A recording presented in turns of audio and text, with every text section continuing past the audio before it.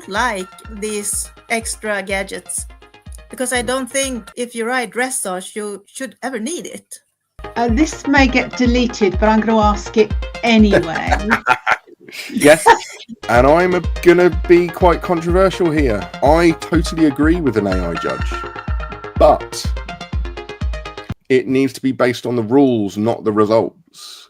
A very warm welcome to you all. Following on from the recent dressage sport horse abuse concerns that I've been covering over the past few months, I wanted to focus more on causes and solutions rather than sanctions and punishment. So today I'm delighted to welcome Swedish advanced dressage rider Anette Karlsson and the great Bradley Whale of Ipotane Saddles, saddle design innovator, who is also an osteopath, human and equine, and clinical educator. Anette currently competes and trains under FEI rules, and she is also an equine optimizer in Sweden, which covers manipulation, acupuncture, and her 17-year-old daughter has just qualified for Grand Prix. So she definitely knows her stuff.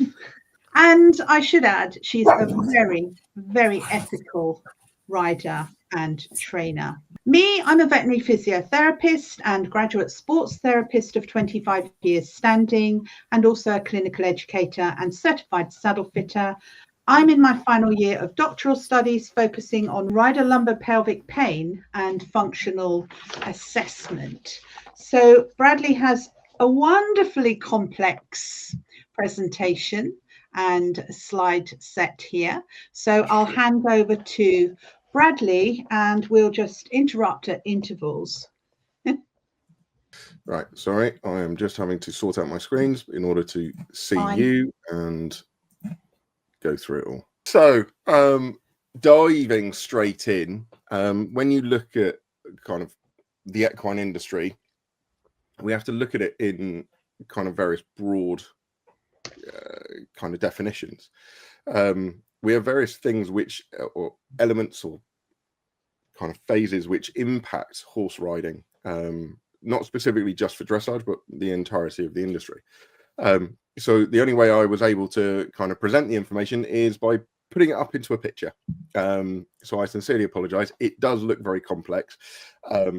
It's really not. Kind of basically within the realm of the equestrian industry, you've got governance, breeding, products, money, which is quite an interesting one, training methodologies or training, culture of the individual discipline, gender has an influence as well, and philosophy of horse riding.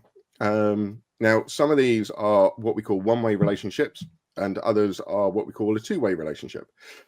So, for example, the way governance works with products is a two-way relationship, because basically the governance, the FEI, for example, let's use them as an example, can dictate which products are used within the industry, and equally products can then provide research and various findings and provide that back to the FEI in order to, in an ideal situation, to kind of help sculpt and shape the industry. Now, this is where it gets quite fascinating. We're going to come back to that diagram later on, but we're going to also talk about the industry as an entirety to give you a bit more of a thorough understanding of what we're dealing with when we're talking about the industry and especially kind of dressage. So to give you a bit of an understanding, the equine industry is nicknamed what we call a shadow industry. So it's an industry which is actually very, very, very large. In the UK alone, it is worth 4.7 billion. That's a lot of zeros behind the number. Whilst research by the Equine Business Association estimates that the entire equine industry in the world is worth 300 billion a year. And they predict that there's about 1.6 million full-time jobs worldwide. which is roughly broken down into various groupings or regional contributions. 133 billion in Europe. The United States is 102 billion. Canada is 16 billion. Australia at 5 billion. And the rest is then the other parts of the world. To kind of put this into perspective, the industry is expected to keep growing at 7.8% in 6 years. So from 2024 to 2030, which is huge considering the state of the economy at the moment worldwide. And they're still predicting that the equine industry is going to grow. This gives you a small indication of the kind of issues which we're presented with within the world of the equestrianism, because if the world markets and various things like that do drop, but they're still expecting the equestrian market to rise, there is an indication that there's a lot of money involved within the industry. What do you think is driving that growth when the rest of the world is sort of floundering? So there's a couple of reasons why it kind of the industry is still kind of growing at an exponential rate. It's not as simple as just tax breaks. You know, there are in certain countries you get tax breaks by owning horses and various things like that. You've also got to remember is that if you look at the world globally, you've got the rise of the middle class occurring in China. For example, which is a huge market, and China is kind of putting a lot of money into equestrian sport. Interestingly enough, predominantly Japan and China put a vast amount of money into racing, specifically. But with the rise of the middle class in China and various kind of Asian countries like that, they are starting to have freedom. They're starting to have choice. They're starting to kind of be able to go, well, actually, we want to, you know, explore into equestrianism. And equestrianism in the Asian market is growing. I would have to go and specifically pull up some of the data because I wasn't expecting that question. But the Asian market is growing much quicker than the rest of Europe. So that gives it some expectation and some kind of understanding. Obviously, these numbers can all change because of kind of environment and various things like that. But it gives you a rough expectation. And these are big companies which are doing predictions and expectations of where the industry is going to grow to. And I noticed that China and Japan had dressage competitors at the Olympics. Yes. And making a pretty good job of it, as I remember. Yeah, they're doing very well. They are doing what they typically do, which is they come in late to a sporting industry, having sat back and assessed it quite well. And then what they generally do is they hire kind of some of the best coaches and the best kind of teachers to come in and actually improve their athletes. But what they do is they're as a culture, they're very kind of, they work at their pace. They don't try and squeeze everything in within a 4-year cycle. So they will have a plan. They will have a plan for the next kind of 2 or 3 cycles ahead. They don't then, as a culture, they do not do things they don't change things very rapidly like what we do in Europe. We're quite quick with our turnover. We're quite reactionary. They're not. They will stick to a plan and they will go through the plan. So I know 1 or 2 of their trainers personally, and they're quite fascinating because they've asked for 10, 15, 20-year plans to be provided in order. And that ranges from not only getting the horses and training the riders, but also then breeding programs and so on and so forth. So they have a very kind of clear goal of what they want to achieve. It's almost as if failing's not an option. That's a good attitude. It's quite interesting. But they do not leave many stones unturned. one of my favorite and a key paper of how riders ride was from Japanese researchers Terada,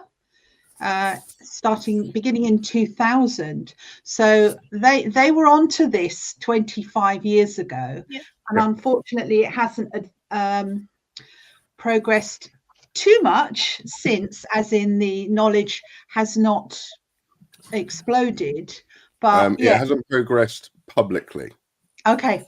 There's a big difference. You've also got to remember is that China and Japan, a lot of their programs are state funded. Okay. So any research, anything they do, they basically keep for themselves as the most polite way possible. Which is the best there's way. nothing wrong with that. If you've got state funded kind of research going on and various things like that, then by all means, you know, but they don't play games, they play to win, and everything is very, very calculated. So they one to watch. Oh yes, yeah. Their monitoring systems. Maybe I should tell you. They monitor their horses in quite a very clever way. So they have kind of sensors within stables. They have sensory rugs to monitor kind of body temperatures and various things like that throughout the day, and all of that is kind of in-house. At the moment, I know that they're just collecting information and kind of getting all the data in, and that's going to take a couple of years. But once they've got it all, they're recognizing that these horses are athletes, and also the riders are athletes, whereas we could be a little late to the party there. One of the pieces which they shared with me, which was really, really kind, was something as simple as, which I show later on, which was horses' core body temperature fluctuates throughout the day, and because just like humans, core body temperature changes in the morning to the evening, and because of that, there is a peak time to train a horse to get the maximum amount of physiological benefit out of the horse. And also there's a peak time to train a horse in order to lose weight, and they're looking at gut microbiome. They're like all of these types of things. They are looking at and considering, which is totally different. So, Annette, just bringing you in here, you work in a cold climate, and there's not a lot of summer weather there. So how do you cope with producing your horses? I know your horses would be adapted to that, but are there any particular challenges that you have when you're training in a cold climate? Actually, it's a lot of challenges. The ground changes very much. It can be lots and lots of snow, ice, or like this super hard blue ice. So in every change, we need to adapt the horses. I think mostly the most difficult part is when it gets cold, before the snow comes, because the ground get like concrete. It's super, super hard. I'm very aware of the footing and how hard the impact is, because I think that can break them down pretty quickly if you're not careful. Okay. The ice doesn't present any problems. You need dubs, really good chewing and dubs on the hooves. So and would I be correct in thinking there's an advantage because the horses don't get too hot, or is it difficult to get them to a good working temperature? I'm just thinking of like people who run in cold weather rather than hot weather. I think maybe there's an advantage to riding in cold weather, but also the muscle gets cold quickly. Okay. If we don't take care, riding, you just have a blanket on the hind end, and it's difficult to walk a lot, but we do that anyway. But just you can't keep them cold too long. Yeah. So so very much being aware of the climate Yes. and perhaps the time of day you work. Perhaps it's colder in the morning and in the evening. So maybe you have to choose your times, for example. Yeah. So yes, so aspects like that can help to give. We usually ride evenings. Okay. We try to take care of the company in the daytime and ride in the evenings, and can get a bit late sometimes, but the horses adapt. Yes. So if we're trying to change the industry, and this is my very simple version of trying to explain how we change the industry, because the change within the industry has to come from the human. It's not going to come from the horse.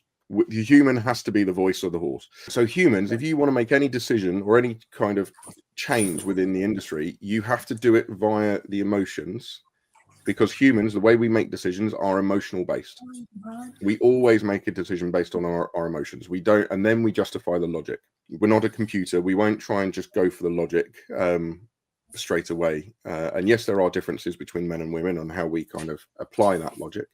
But generally speaking, especially within the equine industry, which is predominantly female orientated, any change or any kind of facility for change needs to be focused more on the emotional aspect, and utilize emotional language and emotional belief systems of that individual, which will therefore then transfer into changing the industry as a whole. So we can't just present cold, hard facts to the industry. Otherwise, you know, if the cold hard facts don't align with your emotional belief system, then you won't elicit change. And I've certainly seen this applied within the industry multiple times, where you have a very good product or you have a very good kind of idea for change, and there's evidence and there's proof that it needs to change. But because there's still an emotional attachment to a certain product or a certain kind of training methodology, then the newer theory or the newer kind of application gets disregarded until there's been a change within the overall environment of the industry, and then suddenly that old theory or that old method of training is then brought back in. And you can certainly see that with the kind of use of Rolkers or any kind of those products. They were quite happily to be used, and then almost they were used too much, and there was an emotional uproar, and then they were disregarded. They were removed. You know, so every change which occurs is very much driven by that emotional state. So therefore, if we are looking at trying to change the industry as a whole or change elements of the industry, we have to consider that emotional trigger almost with anything. This may get deleted, but I'm going to ask it anyway. Yes. Yeah, I totally get that emotion makes people sit up and listen. If you can trigger an emotion, then you've got them, and these things get talked about. Although sometimes it's difficult for people to talk about abuse for whatever reason. Absolutely. And I'm thinking that abusers and emotion, I think they have different motivations to the rest of us, that I don't think abusers change, not in my experience. So my question for Annette is that as an advanced rider, you would possibly see these unethical riders, shall we say, who want to win and compete to win, and they work hard to win. So yeah, most of us would believe that we are deserving of winning, but somehow the horse's welfare is secondary, and maybe not just momentarily. Actually, here where I live, I don't see very much stuff, not draw reins or these contraptions that are used, but I have heard it's pretty common. Yeah, but I don't see it. I think during these years I have had two students coming with draw reins, and I let them have it. But I'm very particular how they use them. I don't like these extra gadgets because I don't think if you ride dressage, you should ever need it. Because if you need the draw reins, you haven't schooled your horse right.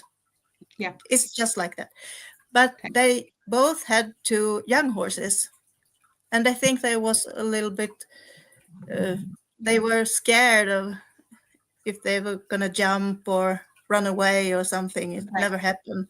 One of them, the horses, was really, really naughty from the beginning, the rider thought. But I could really see from the beginning that the horse was stressed because it was confined in its movements. It couldn't use the neck to balance. Yeah. And both riders stopped using draw reins, I think the second or third lesson, because they didn't feel like they needed it. Yeah. And about abuse, I don't think ever personally I've seen anyone be really bad to a horse. Okay.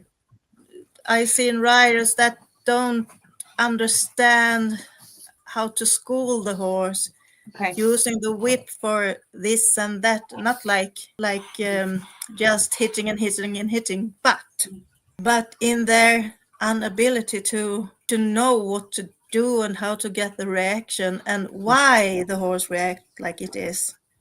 They use the whip to make the horse do something, and the horse doesn't understand. Okay, so then this is an issue of training, learning, education, and understanding. Are there a lot of riders who perhaps have horses that are too much for them, too advanced for them? It happens. But in judging if the horse is abused, I think the common normal riding, you see many riders using much leg. They go with a hand like it's a pulling contest, seesawing and using spurs. To me, that's the worst kind because it's so common, and there's no reason to do that. Teach the horses to go for soft aids.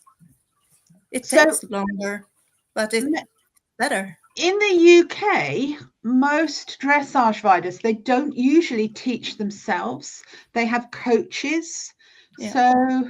So what you're saying is that this is a problem perhaps more at the lower end of the competitors, like the more novice, rather than the advanced. Is that what you're... I think all the way up to Grand Prix, what we see on TV.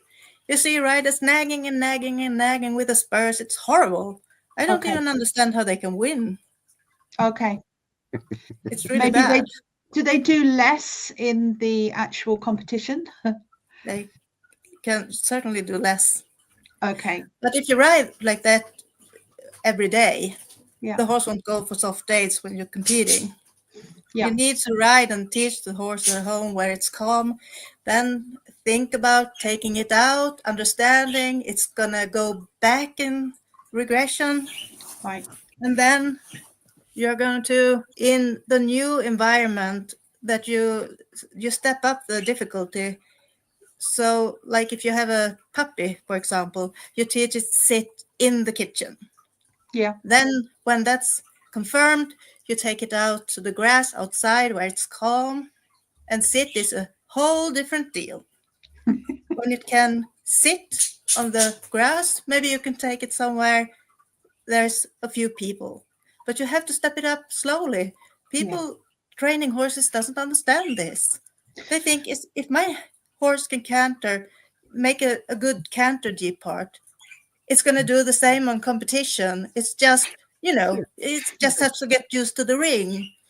And I think one of the biggest problems we have today with dressage is that people expect horses to be machines.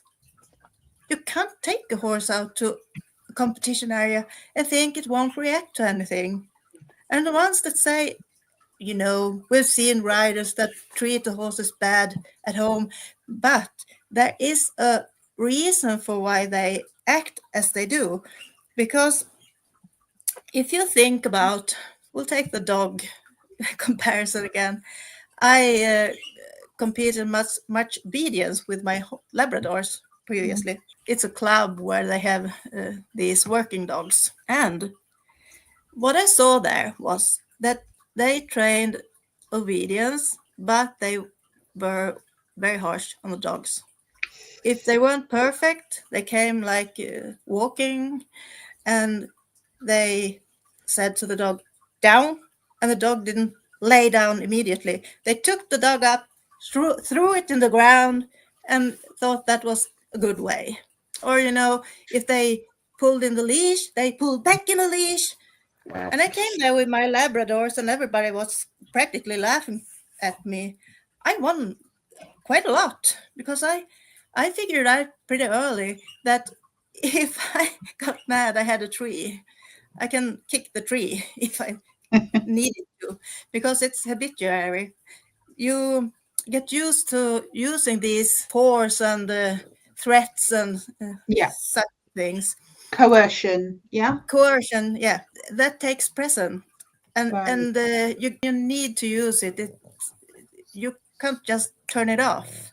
If you train like that, it's like drinking alcohol. You need more. It's true.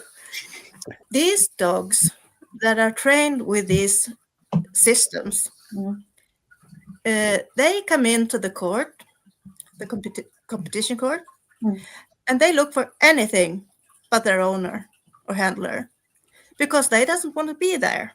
Yeah. They look for anything to take their attention away. Yeah. And the dogs that are trained with positive reinforcement, the best thing they can get is their handler's attention. They really want to be there. They don't care about running around silly, running out of hand and such things. And the horses does the same. These horses that are extremely spooky, they don't do anything on the... I have a difficult horse. I know maybe someone thinks she's educated like that, but she's just very, very, very hot. But the thing is, we need to change the view on how we train our horses. Yeah. Because they are prey animals. They will react anyway. But the horse shouldn't come into the court and look for anything else to do. You shouldn't need strong aids if you taught the horse the right way. Some horses take longer, some shorter. Yeah. And I think, so obviously the shortcut is what many are looking for and think they can apply, but it really, it doesn't work in the long run, because the conditioning process as in physical conditioning, you can't make that any shorter at all. Yeah. But the other thing I wanted to say there was that you can't learn in a state of fear. So we all know that from going to school. Yes. That the brain space just isn't there for trying. You can't get an animal or a person or a child to try when there's fear. The ones that are trained with force, they try not to do anything. They are actively trying not to do anything. The ones that are trained with positive reinforcement try to help in any way they can. So it's a really big difference training wise. So you've got some learned helplessness going on there. So where the dog might say, might think to itself, well, I'm going to get punished almost whatever I do. Step outside the line and you'll get a pull or kick or whatever it is. That's really sad. And I'm sure it's not confined to your country. It's over here too. So given that emotion creates change, what should we be doing or suggesting for dressage riders, do you think, Annette? I mean, as you're a rider, what would work for your counterparts? It's a difficult question. Okay. But I think you have to be patient just give it time and break it down into small pieces. Everything is learnable. What decides if you're a good trainer or not is how small segments you can divide a behavior. Yeah. The smaller, the easier to teach.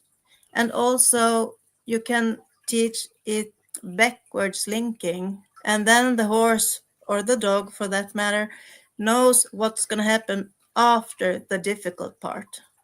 It already learned. Like if you have a puppy, you want to teach it to go up the stairs or down the stairs, and it's really, really scared about those stairs. If I'm going up the stairs, I will pick up my puppy and put it on the step just below the top step.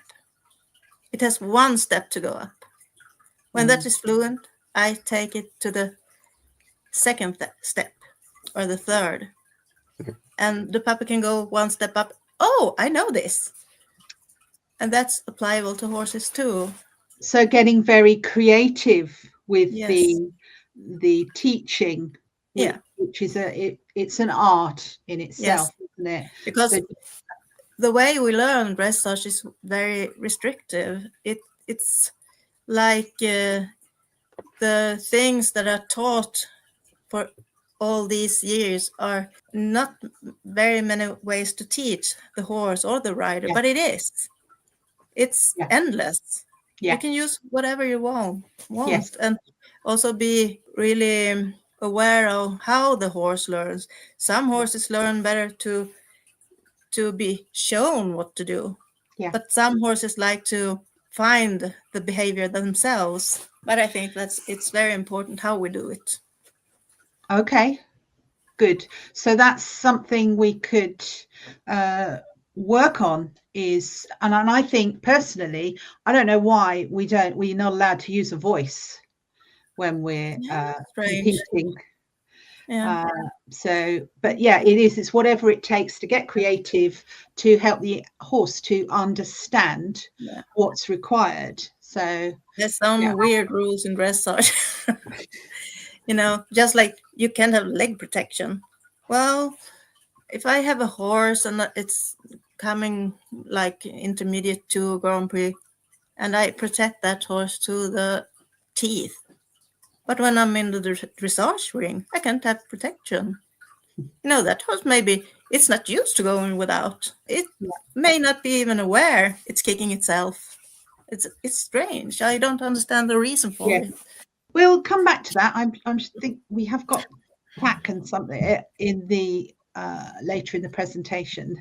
To explain about education and training methodologies, a lot of education which is provided to the industry now, so a lot of the educators now are of a certain age bracket, generally from their kind of 40s and above. That means that their educational learning process is very much based from roughly the 1960s to the 1980s, where educational methodology of educator, position of authority, and student was, especially in the UK, quite domineering. Now that you now have those people who were educated in the 60s and 80s, or 60s to the 80s, are now in positions of authority, which means that the educational process will be repeated because they don't know any different. And in order to change their style of education, takes a monumental effort. Now, think of the myriad of ways which kind of children learn, and how that has rapidly changed in the last 20 odd years. Now, we have a very... We teach in the riding schools also, kick harder. Exactly. So we have very overtly structured, or I would argue very militarized methodology of educating horses. And we certainly don't appreciate the individuality of the horse. And we don't appreciate the individuality of the rider. It's still a very dominating kind of put your hand here, follow my instruction. Yes, as you progress, you are given more leeway to explore. And to challenge and to try new things, But the problem is that what we certainly know with children is that if you overtly dominate a young child in its educational process, and then you try and give them leeway later on in life in terms of their education, they don't know how to cope. They don't know what to do, and actually it's generally negative.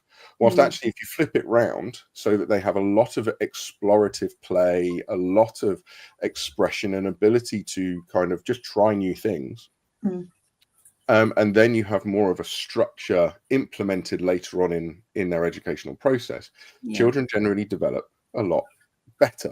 And you can apply that methodology of learning, because it's called the comparative method in science, to horses and their development.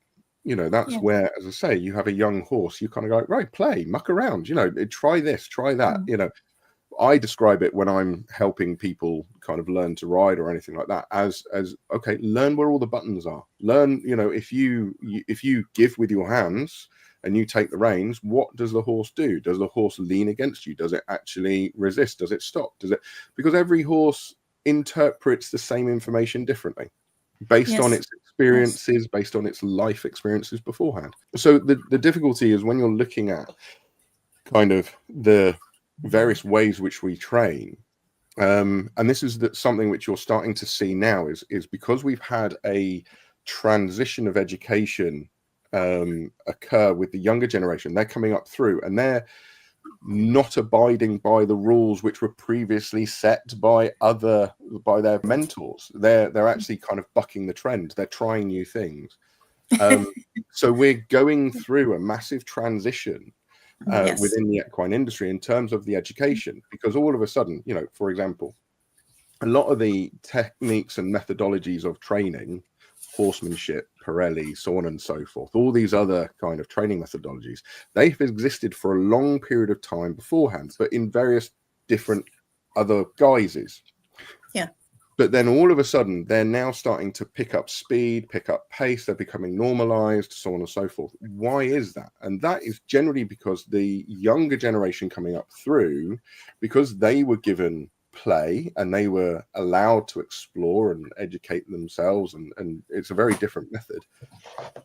They're basically taking their educational experience and they're applying it to horses. So you're going to see, probably in the next kind of decade, maybe two, an exponential increase and change in social kind of expectations, in philosophy expectations, methodologies of training. Like all of that is going to exponentially increase, and in the next 10 or 15, 20 odd years, because the young people, which are starting to kind of take over from the older generation who were more militarized and starting to leave, they're bringing in their own impetus, their own ideas, their own things. It's not so militarized now, but that's a historical thing. You know, horses were militarized because they were military equipment for so long. And I think there may be a danger that goes the other way, because I think with a horse that weighs that much, you are right. It is going to swing too far the other way. But in some regards, it has to. You still need restraint. You still need boundaries, which, you know, most of us do like to know where we stand, and sort of right from wrong, yes, no. If anyone interprets the freedom of play as in the horse can and probably would walk all over you physically, then I think they need to learn how to play nicely. But I think about it as teaching the horse life hacks and life skills. That goes down to a lot of it. Down to how we interact with horses. You know, we this is the problem which I have, is that in terms of the educational system, horses were never supposed to have their life organized by humans. They were supposed to live in herds. So in which case, they were never supposed to be dependent on the human to teach them back off, you know, and actually give me space. All of those types. That's not a human thing. That should be done by living in a herd. That should be done when the horse is in the herd, when it's relatively low in the hierarchy, you know, just been born, so on and so forth. It learns its social skills. But the problem is now is that we breed horses. We then take them away from the mother much earlier than what they are supposed to do. You know, a foal is supposed to be on the mum for about 18 months to 2 years. We generally take them away at 6 months. So, and then what we do is we isolate them. We put them in stables. And that's typical methodology. Putting them into herds, you know, it teaches them those social skills so that, but we miss all of this. So what happens is because we remove that social education, we then have to implement it. And the problem is that humans implement human social structure. Humans don't implement equine social structure. So we have to learn to do that. Yeah, we have to learn it. We have to, and that's where sometimes equine social structure is counterintuitive to human social structure. And this is where it you know, we take far too much control, and it's a making of our own demise, basically. So for example, I've done lots of stuff, but you sit there and go, right, for example, we have horses, when we finish with a day, we think generally that when we turn off the lights and we leave them in the stable, that's when they go to sleep, because that's how humans work. And what we don't realize is actually horses are polyphasic sleepers, so they sleep multiple times in the day. And horses need to lay down to have what we call REM sleep. So hopefully not during the dressage test. Not during the dressage. But all of this, we implement a very human structure on our day to the horse. We force, because it's easier for us. The horse has to adapt to our rhythm of life. That doesn't work for the horse. Horses but learn. It doesn't work for the people either. Yeah. No, but lots of them come to me for help. Yeah. Loading and leading. They come with a horse. They have a problem. They can't load, or they can't get up without anyone holding the horse and stuff. And it's just easy, small things. Yeah. Just teach the horse the small things, but then they skip parts. Yeah. If you ask a rider student or someone coming with a problem horse, and you ask them, but how did you teach the horse this? I don't really know. We just did it. Well, that's not teaching. No. So, and I just most things are skipped.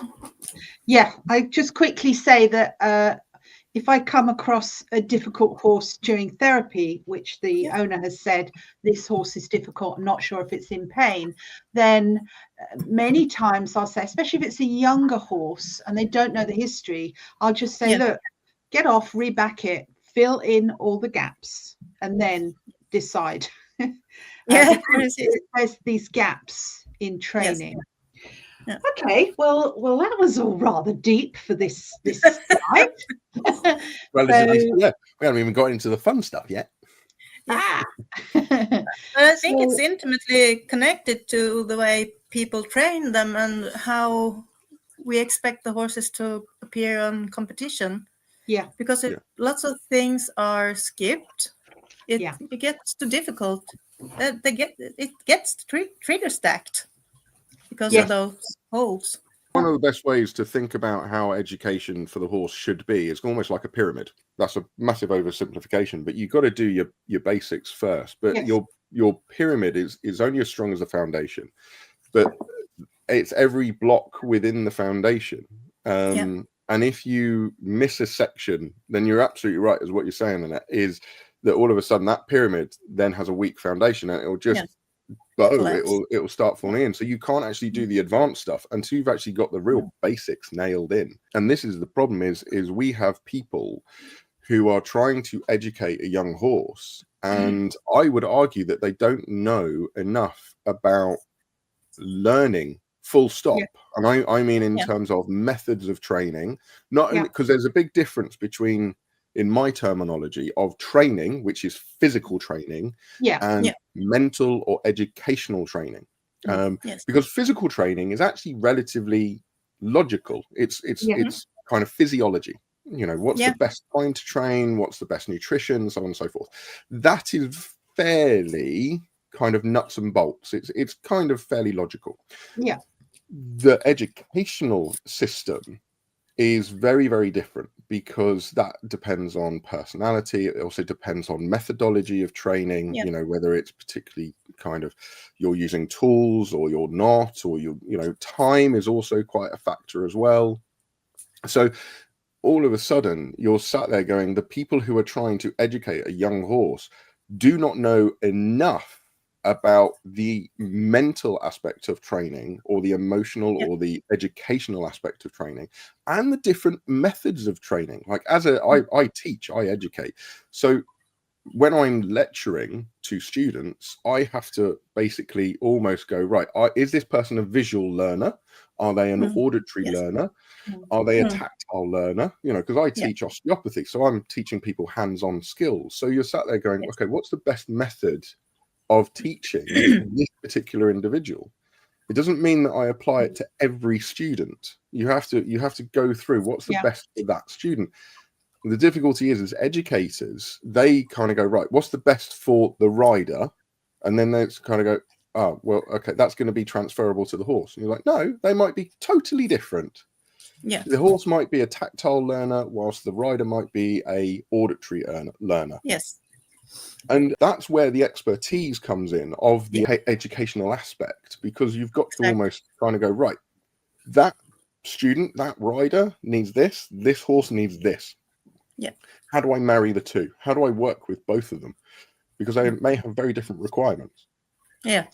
So to clarify then, if there are gaps in the training, or if the training is poor or the horse is misunderstood, then the poorly educated horse is probably going to be abused later. Can we say that? Not necessarily. Yeah, not necessarily, but this is where it kind of changes, because what you've got to almost, and this is why I never understand why a lot of instructors never ask this question, is turning around and going, okay, what is it you want? What is your goal at the end of this? Because if your goal is to become one with the horse, okay, that's a different methodology of relationship, trying to educate the two of you, so on and so forth. That is very, very different. If a person comes in and goes, right, actually, I want to be a competitive rider, then that's, again, a very different methodology. Now, if the person was coming in with a poorly educated horse and a poorly educated rider, and they said, I want to compete and I want to do very high performance, then I would say that there is an increased likelihood, or there's an increased potential for abuse to occur in order to get quicker results. Yeah. Because you with competition, you get impatience. Because of competition, you have ego. Because of competition, there's a myriad of other things which you are working alongside. If you have a poorly educated horse and a poorly educated rider, but they turn around and go, actually, I just want to enjoy riding. I want to have that relationship, that one horsemanship. You won't get the abuse, because the humanity steps in. And the emotion, as you say. Yeah, and that's where you have to make a very clear distinction between kind of going, okay, we have an industry which is predominantly based on performance and kind of ego and all of these types of things. So when you have that, then I would, not always, but there is a higher potential for micro abuse to occur. And I say micro abuse because nobody sets out by whipping their horse straight off. They don't kind of go, right, I want to be a competition horse, or I'm going to beat my horse. But it starts, it's like anything. The road to evil is basically taken with a first step. It's not kind of start. You don't do one giant leap and you're there. So it starts with lots of little micro abuses, which we take for granted as an industry. There's lots of subtle things which we kind of turn a bit of a blind eye to. and they start off really, really, really small, such as, you know, the first time your coach or you or anybody turns around and goes, oh, it's just being it's pardon my language, it's just being a pain in the bottom, or it's being a, you know, it's just, oh, just get on with it. And you hear that, and then it's kind of like, right, okay, dig your spurs in, or kick, or use the whip, or anything like that. We don't immediately sit back and go, okay, this horse is trying to tell me something. No. And then the next time round, it then may escalate. And that's where Annette was saying, is that those riders who ride quite hard, ultimately that means that you have to use harder and harder techniques or tools or various things like that in order to get the same result, because horses become numb, just like humans. If you have abuse, like as a human, you become numb to that abuse. You know, I think there is a category that's slightly dangerous, that's not competition based, and that's riders that comes and tells the trainer they want to compete, and the trainer, we calculate and plan for our students to evolve in the best way, and it takes some figuring out, but the student doesn't want to compete. They want to ride sometimes, and when they come to the training sessions, they haven't even trained at all at home. Yeah, they haven't done the homework. Yeah, they can get to a fairly high frustration level, and that frustration level is dangerous. Yeah, absolutely, 100% agree. That is, you almost have these kind of danger zones, these kind of categories, and you're absolutely right. That is probably just because they weren't honest. Yeah, absolutely, and that's what I mean, is that is probably the most dangerous section to be in, because there's no honesty, and they're kind of going, yeah, I did the hard work, I've done the homework, and you as a trainer, you're sat back going, I can't believe that you've done the hard work, because I'm not actually seeing the result. Like why is this taking so much longer than what it should do? And you get frustrated, and then because people get frustrated, they get angry. They get angry, and this is why horse riding is so beautiful, but it's also so difficult, is that it is reflectionary. The horse does not lie. It is a very beautiful sport where you quite literally, it is a mirror.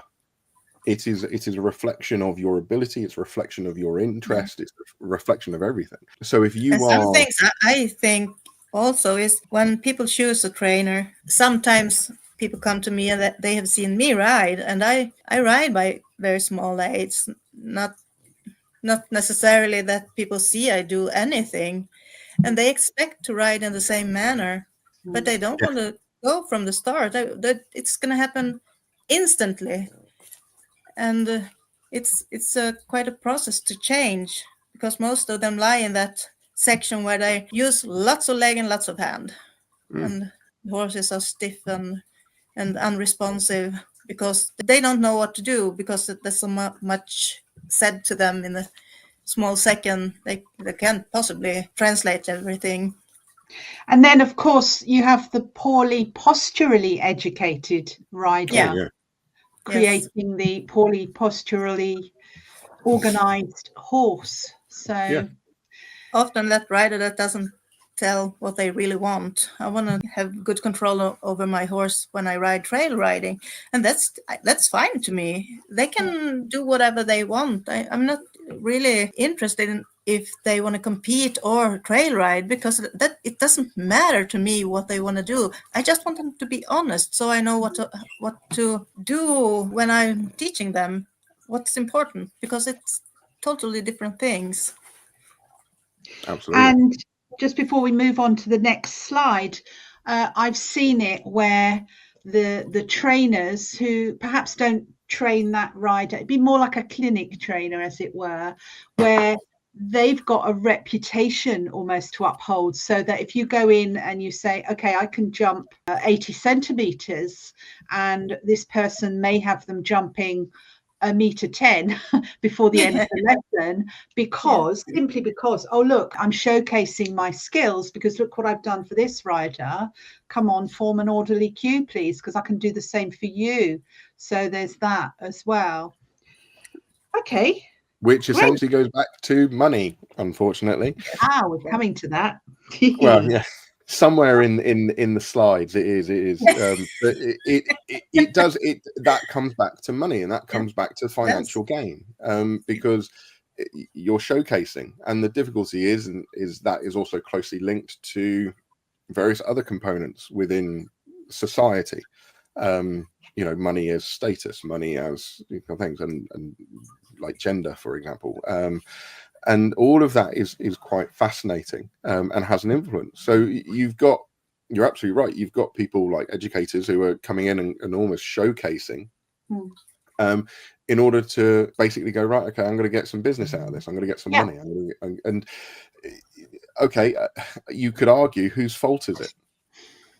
Is it the educators? Is it the educationer's fault for doing that, or is it more of a fault within the philosophy and the culture of the industry? And that's where you kind of go, okay, where is the line? Because essentially somebody may be doing something which is actually because of the culture, not because of their own personal greed or interest or anything like that. So this is where, we're going back to that diagram, which I had. All of these links are really important to understand, these kind of cross links. And as I say, this is not a simplistic overview. It is highly, highly, highly complex. Right. Do you want to go to the next one? Yes, please. Okay. Now, one thing which I see talked about a lot is the AI judge, or the potential of using artificial intelligence in judging. Now, oddly enough, I have quite a lot of knowledge on this because I am that nerd, and I have been involved with conversations regarding AI judging. And I'm going to be quite controversial here. I totally agree with an AI judge, but it needs to be based on the rules, not the results. So the inclusion of an independent objective judge would greatly improve the overall performance of pretty much all horses and riders. It categorically would, because you have a system which then doesn't lie. There is no emotional response to it. The difficulty is not, well, it is the AI and how it learns. So AI learns on huge amounts of data, huge. But the problem is that if the data is wrong, then you're going to get the wrong result. Okay, so if the let's just use the head carriage or the head position behind the vertical. Let's just keep it relatively simple. Yeah. If you have 10,000 hours of data which show that the horse's head is behind the vertical, but yet they still get a high performance result, i.e. they still win, okay, then what's going to happen is the AI learns that head position equals winning. So all of a sudden, your AI system is now biased. Okay, which is why I have to turn around to a lot of people and actually go, you have to base it on the rules, not the results, which then brings about another avenue of problem. Now, I'm going to talk about something which I actually sat down. Now, I to give you a bit of clarity, I've been involved with AI systems because they use an AI system as an AI judge in boxing. Okay. So where they monitor the number of hits which a boxer takes at Olympic level. And they were using that in the last Olympics as a way to level everything out. Lots of controversy in other aspects of boxing, but in terms of hitting and all of that, it was very, very good and very accurate. But the problem is that if you have to put in the parameters, that means, okay, if you're going to use an AI system, you have to write down every parameter from head carriage to degrees of elevation of the front limb. And you have to do it as a percentage almost. Okay. But you then suddenly have to create all of these parameters for every single situation. Stride length. Okay. In walk, trot, canter, degrees of elevation, degrees of extension, head positioning. You suddenly have to quantify the horse into a set of numbers. that is nigh on impossible, okay, for every situation, because you're basing it on rules, not result. Okay, so it is doable, but it is a monumental task. Can be done like anything, but it is huge. One thing which I kind of got speaking to an AI system which wanted to do an AI judge for the equestrian industry. They had based it on the results. The person which they put up was a specific individual, but they were given a number. So they had kind of basically tried to isolate things as much as possible. And I sat there in the meeting room and everything, and they showed me this, and I was like, that's amazing. It's brilliant. Right. Okay. Can I just do something? Can you put the rider's name in? So it's not a number. It is now a name. Can you put the rider's name in as Charlotte? And I only use Charlotte as an example, but I did. Yeah. I actually used Charlotte. Mm-hmm. And suddenly that I said, run through the examination process, the AI judging system again, but with the rider's name as Charlotte. Now, in theory, the result shouldn't have changed, but it did. It did. Because they had based it on results. And because they based it on results, suddenly the computer program, the AI system, had learnt that people with the name Charlotte tended to get better results. Yeah. Oh my God. It was exactly the same person. It was exactly the same AI, like kind of riding test. But I said, just change the name to Charlotte. The number went up. The result got better. So I said, right, okay, now change the last name. And they did. And again, the result went up. Because the computer program had learnt that that specific individual was associated with that response. Therefore, an association had occurred because they just went through reams and reams and reams and reams and reams of data. And that is where the problem occurs. And that's what I'm talking about in terms of AI needs to be based on rules, and it should not be based on results. And that means that then you have to put a rider as a number, not as their name. So you have to suddenly remove a lot. You have to kind of remove the individuality. And this is the difficulty. You have to remove the individuality in order to get a very pure response and a very pure answer. Now, as I say, it is doable. You can do this. You can create a system which is based on rules, but it means that you have to quantify and you have to provide measurable parameters on everything. Do the AI judge learn as it judges? Yes. Or it just, okay. So it learns as it judges. Yeah. So it also, and that's also the problem, is that once you get into a negative, that's why you have to keep it very pure at the beginning. Yeah. Because if it's impure in any way, shape or form, then all of a sudden that has a greater potential to get exaggerated later on down the line. Yeah. And obviously there are not enough horses that move healthily for AI judging, because exactly. It just sounds ridiculous. So which is why, as I said, you have to have parameters. You have to kind of say, right, like you have to define the vertical. Yeah. You have to define how long the horse is going to be behind the vertical. Yeah. For how many seconds? Before you start judging it negatively. Yeah. You're looking at a system which is measuring in microseconds. Yeah. Not seconds or tens of seconds. You have to put that parameter in. You have to put a parameter in of stride length, and you have to put a parameter in of stride length in comparison to height. So all of a sudden then your parameters, when the AI system is judging, you suddenly have to, if you said, right, the horse is 16 hands and you had the parameter of an 18-hand horse, so do you see the slight difficulty? You suddenly have to put in a little bit more data. Yeah. But then the AI system has something to work with. So that it's relative. So, for example, I believe that normal healthy movement, horse movement, has a wither lift. But obviously a bigger horse is going to have a bigger wither lift.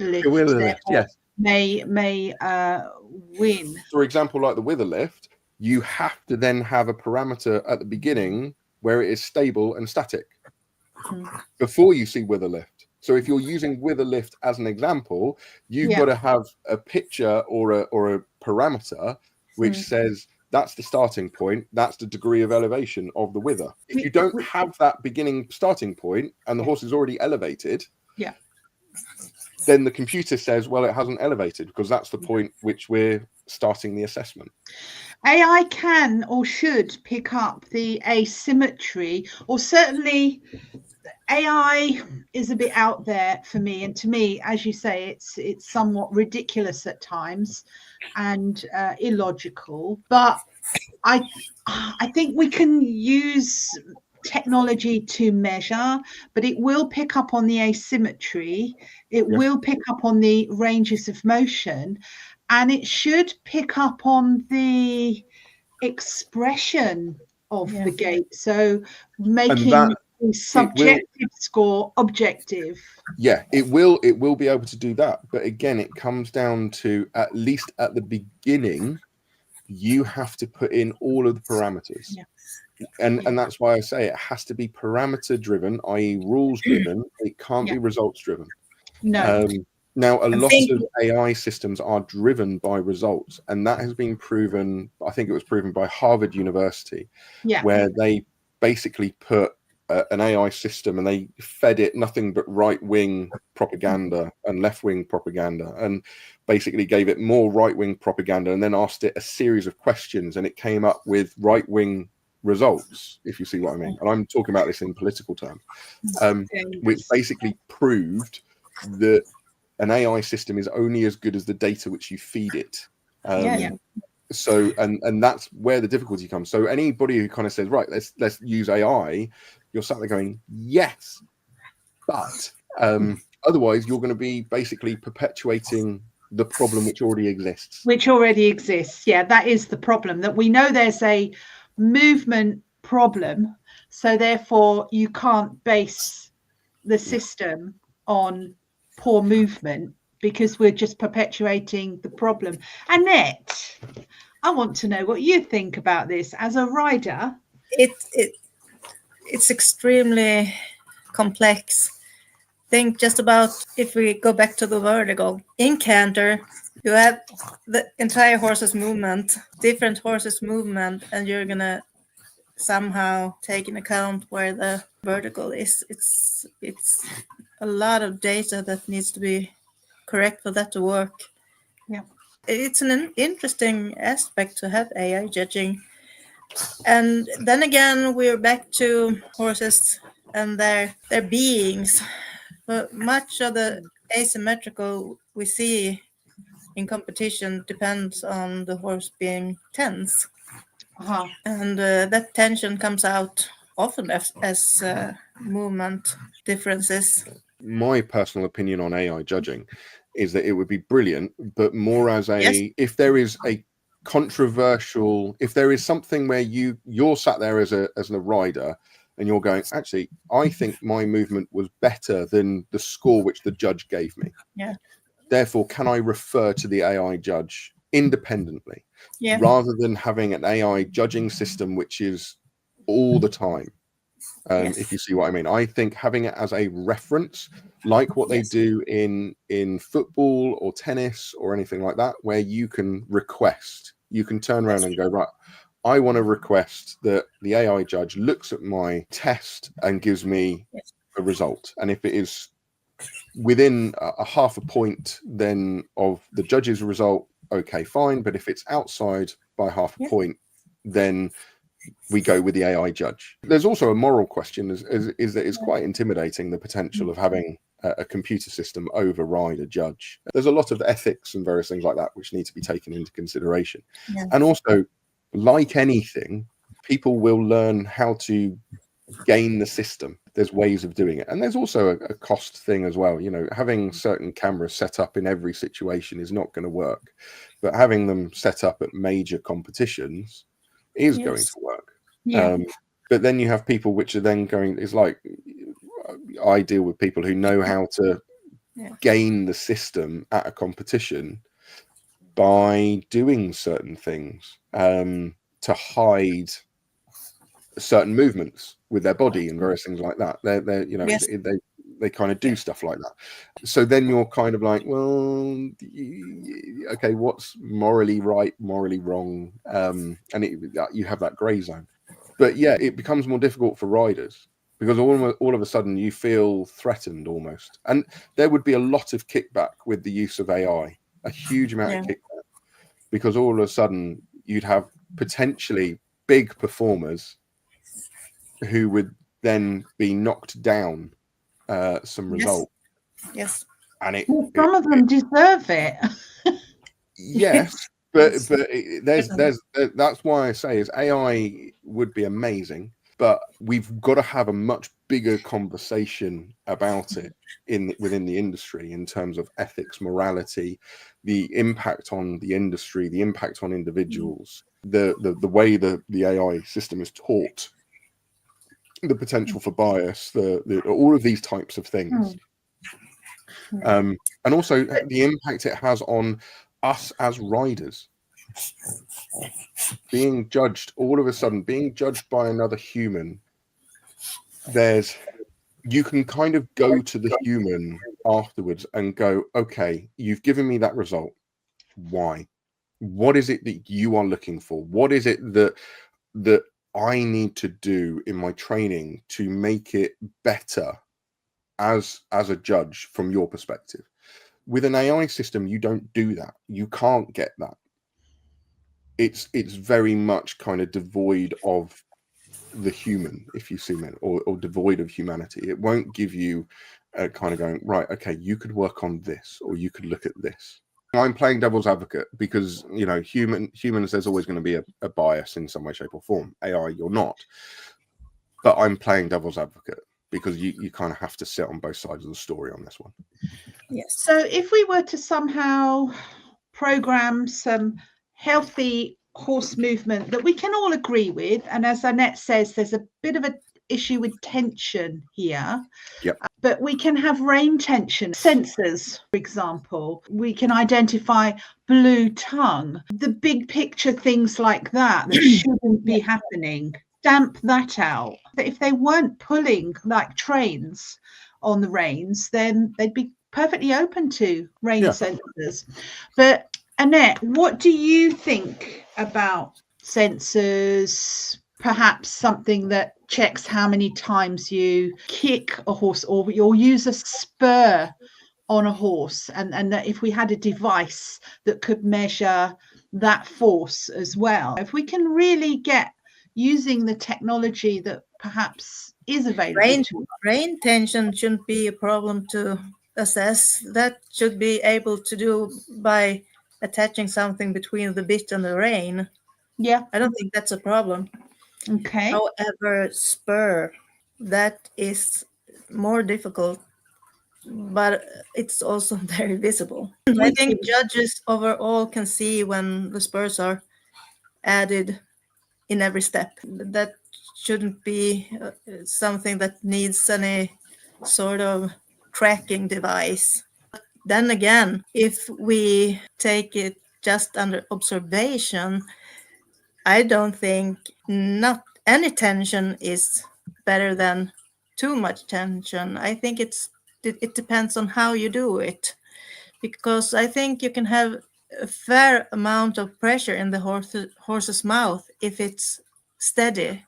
I don't think they necessarily think that it's uncomfortable.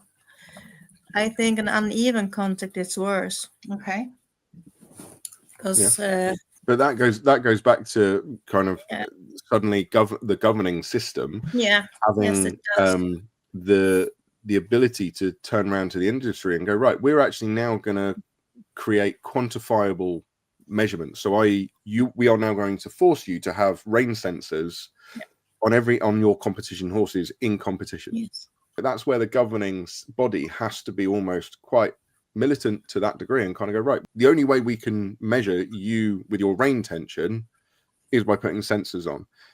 Yeah. And my argument would be there should be absolutely no problem with that. It doesn't mean that you necessarily have to show that rein tension all the time, but you could get a rein tension score at the end, if you see what I mean. There's ways of doing it.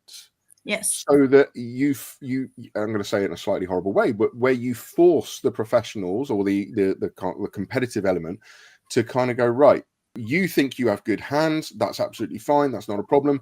Let's just put a sensor on and everybody's going to do it, and you're all going to get a mark out of it, and it doesn't affect the result in any way, shape or form. But you start to see it being encroached in, and then the industry turns around and goes, after 3 years, that rein tension result is then going to be added into your scoring system. And that will then have an influence. But there's almost this phased timing in, if you see what I mean. So people get annoyed, they get frustrated, they get peed off, they have their arguments. But ultimately, it doesn't matter immediately. It then matters, you know, in 2 or 3 years later. And that's my issue and I'll talk about it later in terms of the governance, is that the governance doesn't seem to be proactive in terms of implementing certain things or certain structures and having clear communication with the industry to say, we are going to implement this, but in 3 years' time, but we are starting now so you get used to it, so you have a period of adaptation. They don't do that. The governance very much turns around and goes, right, this has happened, therefore we're reacting this way, and now we're stopping you doing X, Y, and Z. Now, in certain situations, that's fine. But, you know, going forward, using like a rein tensioner, that would be my piece of advice, is you sit there and go, right. And when I talk about if you have a higher degree of tension, I am talking about a kilo, 2 kilos, much, because I think many people think they have like half a kilo tension, and it's maybe up to 3, 4, and 5 kilograms. I think it's exponentially higher than people think. Personally, I like to have very soft reins. I think that's most comfortable. You also then have to put in a parameter of how long is too long. You know, is rein tension held for 1 second? Is that allowable? But yet rein tension held for 1.5 seconds, not allowable. Therefore, you will have people, and I'm going to say this, like myself, who will look at the results, look at the numbers and go, right, you can gain the system by having rein tension for 1.4 seconds and still not get penalized for it. And that's how sport works, you know, and you see it in every sport. You put in a parameter, you put in a restriction. There are very intelligent people who will then basically work out what they can do to get around it, to get the best performance. And that's the problem, is that you will have, as what you said in it earlier, psychopaths who will literally look at that and they will go, right, how can I go right up to the rule line but not break it? So, you know, and that there's ways around it. You can say, right, we're going to start off with an allowable kind of time of 1.5 seconds. After that, that is too much tension. And then slowly, incrementally change that number on the sensor and you can bring it down. You know, there's ways to do it. You know, I think from what I've read, what I understand is that the FEI have basically said, no, we're not going to react. We want the science. So I think to actually say, look, let's monitor this for a period of time, but let's get some data on rein tension. The FEI can do it themselves. They don't need to wait on somebody else externally, and that's the other difficulty. They need to do that. But then they need to correlate that with mouth injury, bruising, blue tongue, so that they need to say, okay, X number of horses, X number of kilos pressure did not have these injuries, but these did. In science, we can't hurt horses to get some data, but what we can do is collect data from what's already occurring. And I think just collecting that data will make the riders more aware. It will do, absolutely. It will make riders more aware, but equally, you've got to remember is that it's the FEI or any governing body which has to do the research. It can't come from individuals. Would they be biased though? Shouldn't they be? Well, Shouldn't it be independent? theoretically, a governing body should not be biased. Theoretically, a governing body is there to preside over the governance of the industry. Well, an individual company which comes in with rain tensioners and a rain tension system, could be seen to be being biased. Therefore, the FEI or any governing body, and this is a general rule within any industry, is that there are certain things in order to change the governance, the governing body has to do the research. Therefore, it is seen as not being biased. Difficulty is, in the horse world, there is nothing for research for governing bodies. So there is no money left for the governing body to perform their own research. Of all the billions that are spent on funny, isn't it? The governing bodies exist for their members. Yes. So you're typically correct. A governing body exists for its members. You are absolutely correct. The difficulty is that the equine industry, unlike any other sport in the world, we also have an obligation for horse welfare or animal welfare, direct animal welfare. But so therefore, yes, you govern your members, but you also have a responsibility to an animal which doesn't have a voice. So my argument is that the industry should be slightly, to put a number on it, 51% more in favor of the horse and 49% in favor of the rider.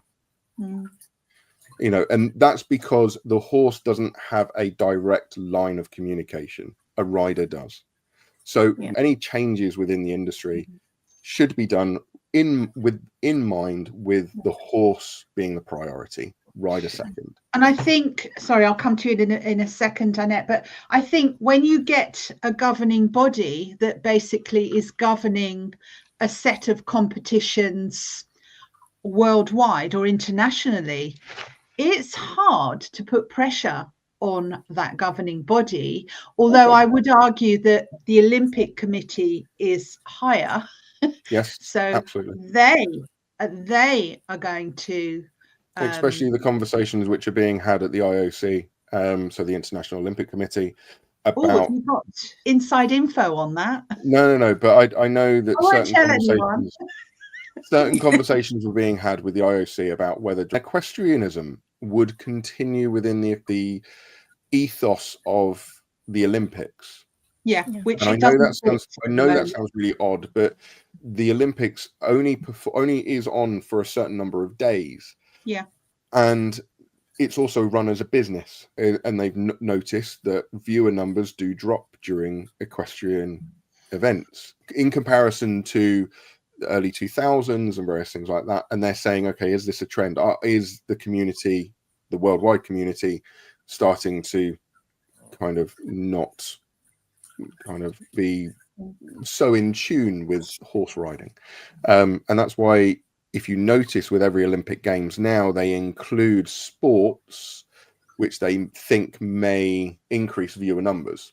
So, for example, I think it was in the most recent Olympics, I think it was breakdancing was a show performance, as in a show sport.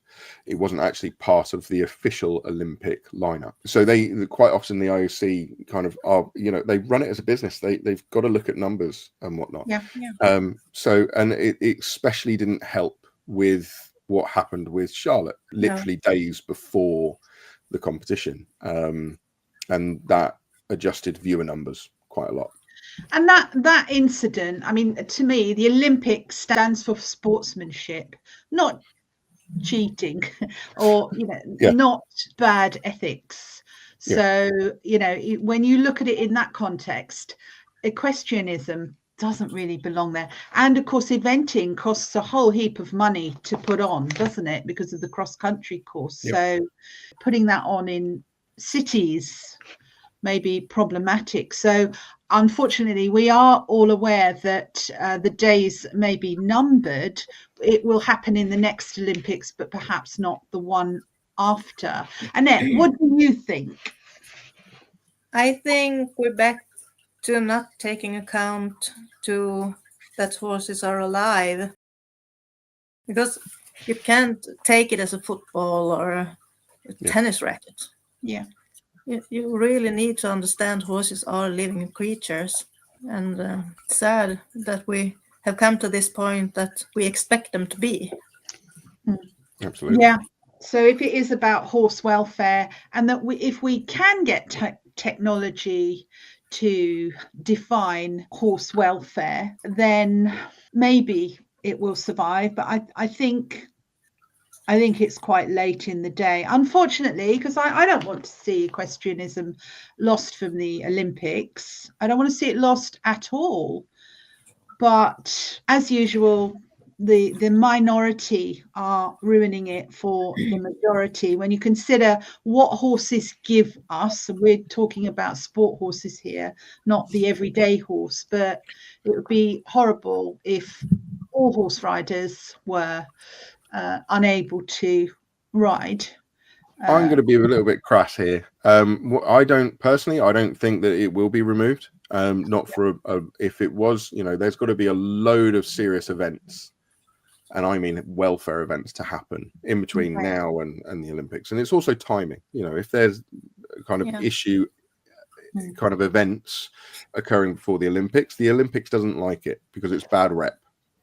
But you've got to remember, like my slide right at the beginning, it's the shadow industry. It's worth 300 billion a year.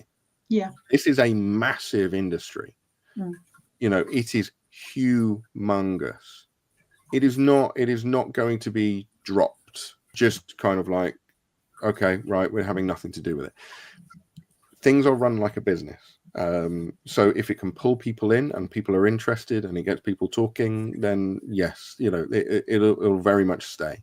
But as I said, there's a lot of other things at play, such as costing of events and various things like that. To set up as you kind of said, set up an eventing competition takes a lot, but equally the payoff for it is quite large as well. You've got to remember is in the UK when we had the Olympics here, so we got to showcase various other aspects and parts of the country.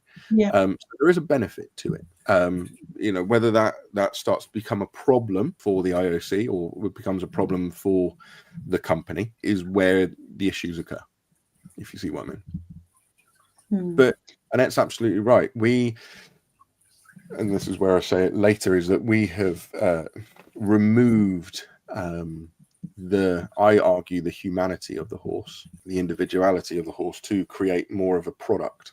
But that's also because of other things. And the nobility of a horse. We're just completely exploiting their wonderful natures and the work that a horse can do in equine assisted therapy is just stunning. Absolutely. And maybe that's what we should be appreciating horses for, and less of the sport. And perhaps as more mental health becomes an issue, then perhaps there will in the future, in 50 years time, the horse will be recognized for the therapy more so than the sport or the therapy of sport. Okay, so the one thing which we focus on is the Olympics. Okay, as an event, it's nicknamed a circus for a reason, because it is a traveling circus essentially. But the one thing which we always forget, and this is something which really does pee me off because I have a bit of passion for this, is that we talk about the Olympics, but we very rarely actually talk about the Paralympics. And it's kind of a little bee in my bonnet, because I'm just like, hang on. You got a whole other section of the Olympics and the Olympic ideology, which is the paras. And I have a lot of time for para athletes. I will quite happily, and I have ignored high performance individuals to go and sit with the paras, and I love them. I think they've got a great sense of humor. But the point is that one of the sports which is most watched in para Olympics is equestrianism. So you kind of there's always this kind of double-edged kind of sword to this. It's kind of like, right, yes, there's been issues, but watching Paralympics and Paralympian dressage, that is one of the most watched sports in the Paralympics. So they're the real Olympians, aren't they? I have opinions of it and whatnot, which I'm kind of thing. But the point is that there's always this other side going on, because, you know, like as you're saying about kind of for mental health and all these other aspects, yes, but let's not be too negative in regards to performance horses and the Olympics and all of that type of stuff. You know, it is going to be around for a long time. It is. God forbid nothing else happens, but God forbid it all kind of stays. Personally, I think the only thing go on. Sorry, it's not sustainable in its current form. In its current form, you're absolutely correct. The threat of social license is massive. We haven't talked about that yet, but I mean, you mentioned social license is humongous. I have to stick in with something. I think it's more than dressage. I think we have to make big changes for the most horse sports, because I can't imagine we're going to go from double bridle in dressage to everything in the book for jumping. Yeah. I think it's an overall change. Yeah. As soon as the dressage starts to be changed, they're going to go to next. And I think it would be good to start the process overall. Absolutely. I think I touch on that. Oh, no, it's not that one. I touch on that as well. The way social license and external forces impact sport. And you're absolutely right, is we are over focusing on dressage because that's the remit for today. But I think the reason, personally, for my focus on dressage, I feel very ripped off that, you know, this ethical, classical, beautiful, harmonious training comes down to abusing a horse to move in a certain way. So whereas with show jumping, that's quite different. You know, the style of the show jumper doesn't feature as much as in dressage. There's a style to be awarded. So that's actually not how I feel. I feel every connection to the horses should be nice. Yeah, I don't think jumping is nice. I think it's I actually stopped watching show jumping, because I think it's a lot of pulling, and, you know, maybe they feel it's necessary. Doesn't mean it's right. I think my experience of jumping, certainly at the lower levels, is that a horse that doesn't want to jump can kill you, whereas a dressage horse less likely. And I find that horses and jumping, a lot of them really enjoy it. That I think that they're not made to do it. I think they get some enjoyment from it, but I can't imagine how they really get enjoyment from a lot of the dressage that I've seen. Never done dressage. Oh, I have. Have you? But from what I see, never had the connection.